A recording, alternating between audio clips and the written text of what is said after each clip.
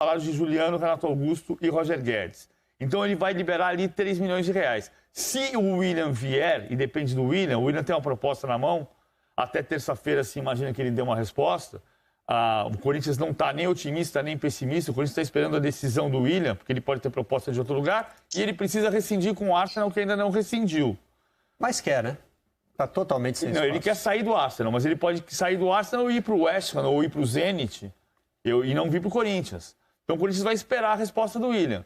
Então, o Corinthians pode ter economizado 5 milhões e meio e gastar 4 milhões de reais. E aí ele economiza só 1,5 milhão, que é quase nada. Mas a questão é, você passa a ter um time que era 12º colocado e que agora é 6º colocado. Você também precisa competir, precisa ter responsabilidade e precisa aumentar a receita.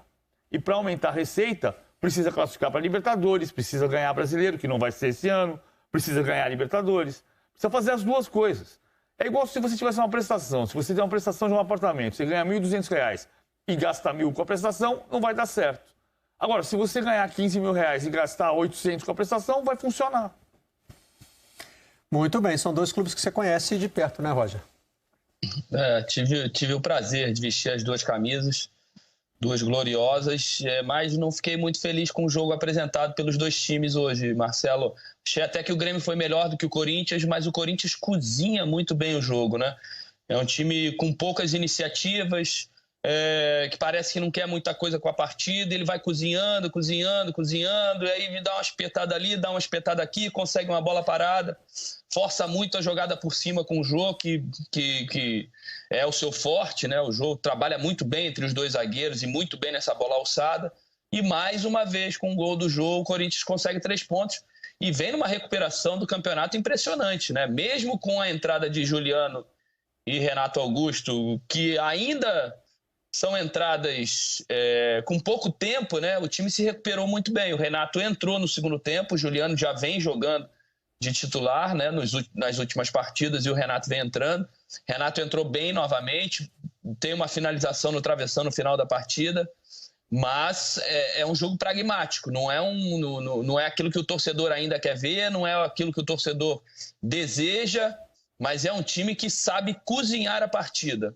O Grêmio, até pelo que aconteceu na rodada de Copa do Brasil contra o Flamengo no meio de semana e a situação dele no Campeonato Brasileiro, ele vai perdendo a paciência, ele começa bem, aí os erros começam a acontecer, vai perdendo a paciência, vai abrindo espaço. O Corinthians cozinhando, sabendo que isso ia acontecer com o Grêmio, foi lá e matou o jogo. Mas o jogo em si não foi um jogo muito agradável de se assistir. E aí a gente pode colocar isso na mesa com Milton Leite, com o Roque, que vai participar aí do jogo, que acompanharam mais de perto, né? Com mais atenção ali, transmitindo o jogo. Vamos lá, vamos trazer o Milton Leite e o Roque Júnior, que acompanharam essa partida, para eles compartilharem para a gente. Milton, o Roger não gostou de ver, foi meio duro de narrar também, não? Boa noite, bem-vindo ao Troca. Fala, Marcelo Barreto, um grande abraço para o Roger, para o querido PVC também. Estou aqui com o Roque Júnior. Realmente não foi um jogo agradável de ver, né? Mas foi melhor que o Grêmio Cuiabá, que eu fiz há uns 10 dias atrás, porque aquele foi de doer, né? Esse foi um pouquinho melhor, mas o Roger me parece que traz uma posição importante, que é o fato de que o Corinthians ficou cozinhando o jogo, mas é um time muito consciente, é um time muito seguro, né? O Corinthians tem uma defesa muito forte, é difícil você passar pela marcação do Corinthians.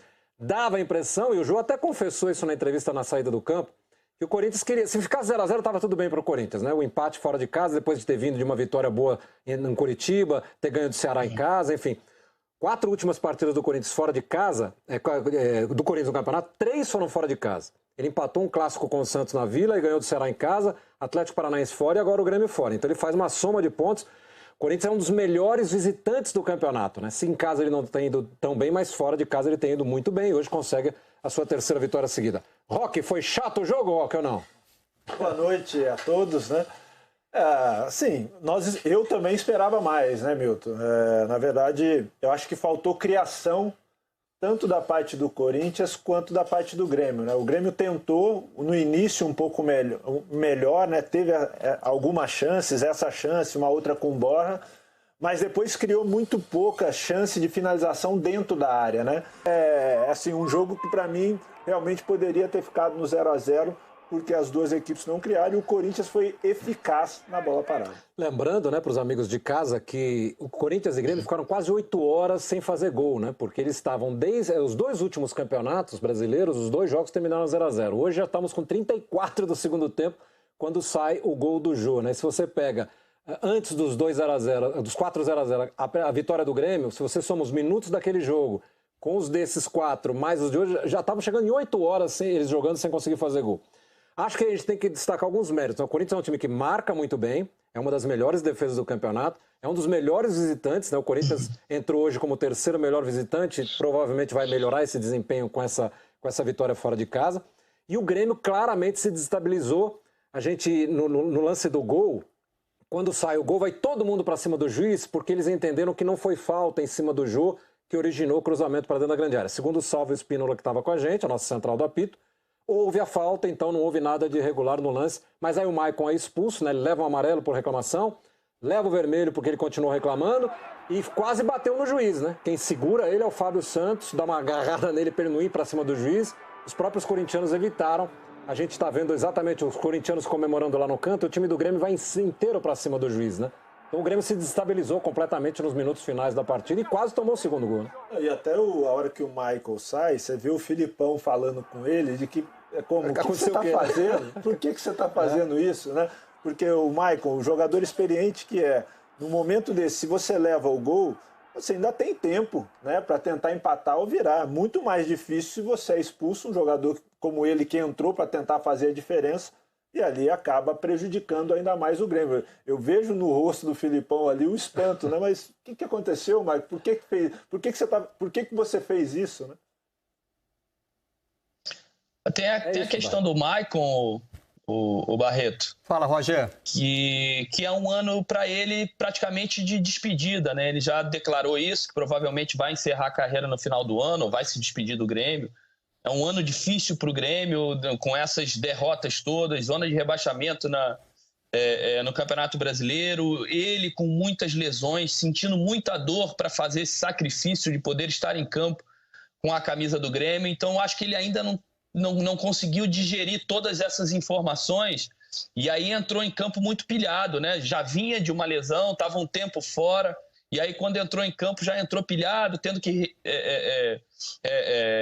vencer a partida, o jogo estava empatado, estava duro, e ele entra para dar uma cara nova ao meio-campo, toma esse gol, e aí acho que ele perde completamente a cabeça. E aqui não estou dando desculpa para o Maicon, não, mas estou tentando entender, né? Porque são todas essas situações na cabeça dele, no meu pensamento, ele ainda não conseguiu digerir isso tudo.